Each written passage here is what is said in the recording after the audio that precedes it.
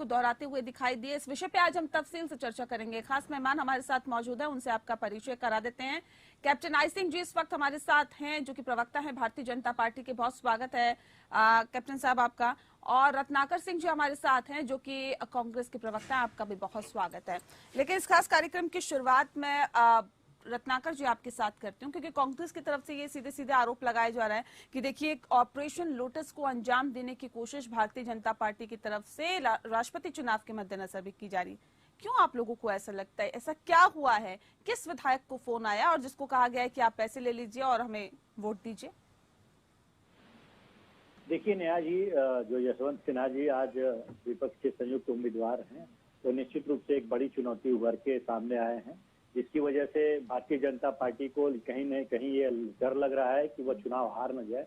इसलिए वह सारे हथकंडे अपना रही है जिससे वह चुनाव जीत सके। आपने देखा है कि किस तरह से आगामी मतलब जो पीछे वाले जो विधानसभा चुनाव हुए हैं, उसमें जब राज्यों की सरकारें बदलनी होती थी तो ये किस तरह से ऑपरेशन लोटस चला के राज्यों की सरकार बदल देते थे, और ईडी का दुरुपयोग करके ये किस तरह से लोगों को डरा कर पैसे का लालच दे करके वहां की सरकारों को, विधायकों को खरीद लेने का काम करते थे।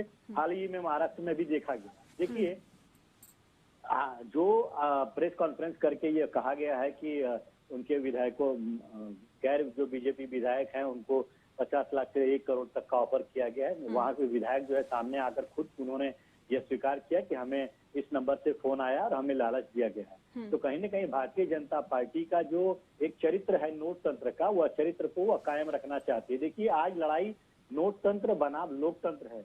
नोट तंत्र जो है भारतीय जनता पार्टी के मूल में है, जो वह चाहती है कि एन केन प्रकारेण जो है सत्ता उसको मिले और चुनाव जीते। और दूसरी तरफ लोकतंत्र है, जहां पे संवैधानिक संस्थाओं के बचाव के लिए आज यशवंत सिन्हा जी सामने आए हैं और उन्हें अपने वक्तव्य में कहा है कि अगर आप मुझे जिताएंगे तो मैं संवैधानिक संस्थाओं का दुरुपयोग नहीं होने दूंगा।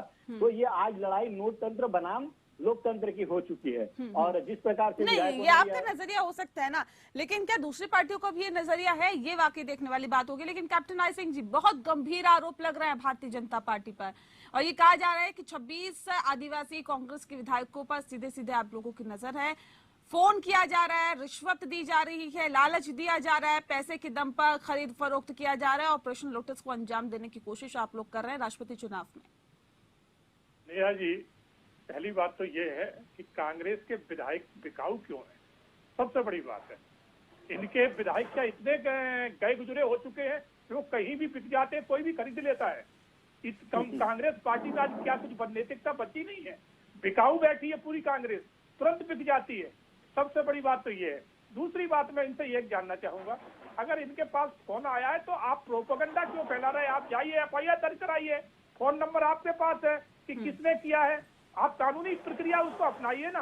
मगर इन्हें तो प्रोपेगेंडा फैलाना है, क्योंकि इन्हें मालूम है कि जो इन्होंने प्रत्याशी उतारा है उसकी हार नहीं, इसको कुछ मिल ही नहीं रहा है। तो अब इसी तरह का प्रोपेगेंडा फैला है कि बीजेपी खरीद रही है, अरे बीजेपी के पास पैसा है। अरे भाई, आपके पास तो पैसा और भी ज्यादा होना चाहिए, क्योंकि सबसे ज्यादा इस देश पे शासन करने वाली तो कांग्रेस सरकार है। आपका पैसा कहाँ गया? आपका पैसा श्रीलंका के जो एक परिवार है ना, जिसने लूटा, विदेशों में ले जाके लगा दिया, इसी तरह से आपके परिवार ने विदेशों में लगाया है। हमारों ने ना लूटा है और ना कहीं लगाने की जरूरत है, क्योंकि हमारे 8 साल के कार्यकाल में एक भी ब्लेम नहीं लगा है। आपके जो है ना, सरकार जब भी रही है रोज घोटाले होते थे, पहली बात। नहीं, ये ब्लेम तो लगता रहा है ना कि आप ऑपरेशन लोटस को अंजाम देते हैं, लगातार विधायकों की खरीद फरोख्त करते हैं, चुनी हुई सरकार को गिराने की कोशिश करते हैं। नहीं, ये तो ये कह रहे हैं ना, जो विधायक आ रहे हैं आप उनसे पूछिए ना। नहीं सर, ये तो कह रहे हैं, इनको छोड़ दीजिए। लेकिन जब आपकी ही पार्टी के नेता कहते हैं तो उसको क्या समझे? हाँ नेहा जी, हमारी पार्टी की बहुत अच्छी नीति है कि हम राष्ट्रवादी लोग हैं। हम राष्ट्र के प्रति समर्पित हैं, राष्ट्र को लेकर चलने वाले। तो बाकी सारे राष्ट्र विरोधी हैं। बिल्कुल, ये तो राष्ट्र विरोधी है। वो तो दिखाई दे गया ना कि इनके उपराष्ट्रपति हमीद अंसारी किस तरह से पाकिस्तान के जासूसों को बुला के और मंच साझा करके और उनको पूरे देश में घुमाते थे। और अब तो उसने खुल के जो है ना प्रेस वार्ता में कह दिया है, वहां पर कांग्रेस के मंत्री बैठे हैं, उपराष्ट्रपति इनके हमीद अंसारी बैठे हैं मंच पे। तो ये तो देश विरोधी इन्होंने काम शुरू से किए, पहली बात थोड़ी है, ये तो खुल के सामने आ रहा है। आज बीजेपी नहीं कह रही है, जिसको इन्होंने बुलाया था पाकिस्तान के जासूस को, ठीक है, आज वो कह रहा है पाकिस्तान मंच के। ठीक है रत्नाकर जी, जवाब दीजिए। कह रहे हैं कि अगर ऑपरेशन लोटस को हम अंजाम दे रहे हैं, आपके विधायकों को फोन आया है, तो एफआईआर क्यों नहीं दर्ज कराते, क्यों नहीं इस पे मामले पे कार्रवाई करवाते? नहीं, देखिए, एफआईआर दर्ज कराना कानूनी प्रक्रिया है, वो तो अलग एक सब्जेक्ट है, लेकिन विषय ये है कि आज देश की जनता को भी ये जानना चाहिए, क्योंकि अल्टीमेटली जो है जनता की अदालत में ही इनको जाना है। सुन लीजिए, हाँ बिल्कुल बोलिए। जनता की अदालत में ही अल्टीमेटली इनको जाना है और जनता ही न्यायाधीश है और ये बताएगी इनको कि किस प्रकार इन्होंने नोट तंत्र का जो है झांसा दे करके आप महाराष्ट्र में भी सरकार गिरवाए और मध्य प्रदेश में गिरवाए, कर्नाटक में भी गिराए, गोवा में किस तरह आपने किया, मणिपुर में किस तरह किया, देश की जनता देख रही है। ये मत समझिए, जनता के जनादेश का सबसे ज्यादा अगर किसी ने अपमान किया है तो भारतीय जनता पार्टी ने अपमान किया है। देखिए, ये एक प्रोपेगेंडा के तहत ये काम करते रहते हैं और एक एजेंडा के तहत ये कांग्रेस पार्टी को बदनाम करने का काम करते हैं। आज ये कहते हैं, मैं सब्जेक्ट पे आ जाता हूँ डायरेक्ट, नेहा जी, आज ये कहते हैं कि आदिवासी महिला हैं उनको चुनिए, लेकिन सबसे ज्यादा आदिवासियों की जल, जंगल और जमीन का जो है उनको हक नहीं देने का काम भारतीय जनता पार्टी ने किया है। अभी एक नया इन्होंने कानून पारित किया है जिसमें यह कुछ प्राइवेट कंपनियों को अलाउ कर दिए हैं कि बिना आप आदिवासियों के कंसर्न के जंगल काट सकते हैं, उनकी जमीनों पे आप अपना काम कर सकते हैं। तो ये कौन से आदिवासी हित की बात करते हैं और चुनाव प्रचार में कह रहे हैं कि हमने आदिवासी महिला को टिकट दिया है, आदिवासी महिला को जिताइए। मैं एक और उदाहरण दे देता हूँ। एक 83 साल के फादर स्टैन स्वामी है जो झारखंड से बिलोंग करते हैं और आदिवासियों की आवाज को उठाने का काम करते हैं। ये देखिए, ये सब चीजें तो आप कह रहे हैं ना रत्नाकर जी, लेकिन वो जो और तमाम विपक्षी पार्टियां, यानी कि आप विपक्ष को भी एकजुट नहीं रख पा रहे हैं। आप कहते हैं कि हमने जी विपक्ष की तरफ से यशवंत सिन्हा को मैदान में उतारा है, लेकिन उनके लिए भी कहीं ना कहीं एकजुटता दिखाई नहीं दे रही है विपक्ष में। अभी ओम प्रकाश राजभर की पार्टी की तरफ से ऐलान कर दिया गया है कि हम तो द्रौपदी मुर्मू को समर्थन करेंगे। शिवसेना की तरफ से ऐलान कर दिया गया हम तो द्रौपदी मुर्मू को समर्थन करेंगे। झारखंड के जो जेएमएम है वो भी कहीं ना कहीं द्रौपदी मुर्मू को समर्थन करने की तरफ अग्रसर है। अब सवाल इस बात को लेकर है, आप कहते हैं विपक्ष का उम्मीदवार है यशवंत सिन्हा, लेकिन वहां पे भी एकजुटता नहीं है। कैसे जिताएंगे सर, कैसे आगे बढ़ाएंगे? देखिए, संयुक्त तो उम्मीदवार यशवंत सिन्हा जी हैं और एक बड़ी चुनौती है, ये मानने की बात है। तभी तो ये विधायकों को लालच देने का काम कर रहे हैं, 1 करोड़ तक रुपए विधायकों को लालच दे रहे हैं। देखिए, मैं आपको और एक चीज बताना चाहता हूँ नेहा जी, आज जो द्रौपदी मुर्मू जी हैं वो 15 से ज्यादा राज्यों में उन्होंने अपना विजिट किया है और लोगों से मिल रही हैं और कहीं भी उनका एक भी प्रेस कॉन्फ्रेंस देखने को नहीं मिला है। आखिर में लोग जानना चाहते हैं कि आप जो उम्मीदवारी एनडीए ने आपकी तय की है तो आपके विचार क्या है, आप संवैधानिक विचार और संवैधानिक संस्थाओं को किस तरह से संरक्षण देंगे और किस तरह से आप कह रहे हैं कि देखिए विधायकों को फोन, एक सेकंड रुक जाइए, मैं एक और सवाल आपसे पूछती हूँ। पूरी कर लूं बात? नहीं सुनिए ना, सुनिए पहले आप। सवाल ये कि भारतीय जनता पार्टी की कितने राज्यों में सरकार है बताइए? भारतीय जनता पार्टी की आज तक ज्यादातर राज्यों में सरकार उनकी है, ज्यादातर राज्यों में सरकार है, लेकिन ज्यादातर विधायक इनके। राष्ट्रपति के चुनाव की आती है तो यह भी देखा गया है कि पार्टी से हटकर भी विधायकों ने चुना है, क्योंकि जब चुनाव की बात आती है तो कौन उम्मीदवार जो है देश के लिए जो संवैधानिक पद पर बैठेगा वो अपने देश को सक्षमता से चला सकता है, ये भी देखने वाली बात होती है। तो आज द्रौपदी मुर्मू जी सिर्फ ज्यादातर राज्यों में इनकी सरकार है, पूर्ण बहुमत से सांसद है, लोकसभा में है, राज्यसभा में है। नहीं, अब सवाल ये है कि फिर आपके विधायकों को क्यों खरीदेंगे ये लोग?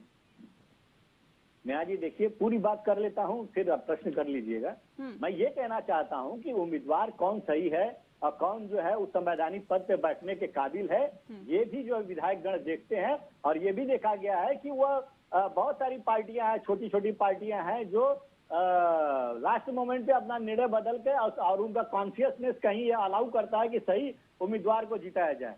तो इस तरह की चीजें पहले भी देखी जा चुकी है। तो ये आप मान के बैठना कि ज्यादातर राज्यों में भारतीय जनता पार्टी की सरकार है और यशवंत सिंह और द्रौपदी मुर्मू ही राष्ट्रपति बनेंगी, ऐसा नहीं है। अगर ऐसा होता तो आज ये घूम घूम के 15 से ज्यादा राज्यों में प्रचार नहीं करती। आज अगर ऐसा होता तो इनके लोग जो है विधायकों को तोड़ने का काम नहीं करते, ऑपरेशन लोटस का काम नहीं करते।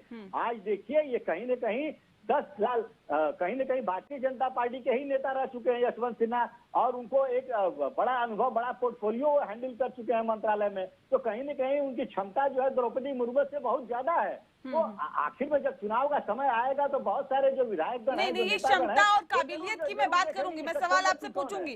पहले कैप्टन आई सिंह जी कुछ कहना चाह रहे काफी देर से, जल्दी से रखिए अपनी बात।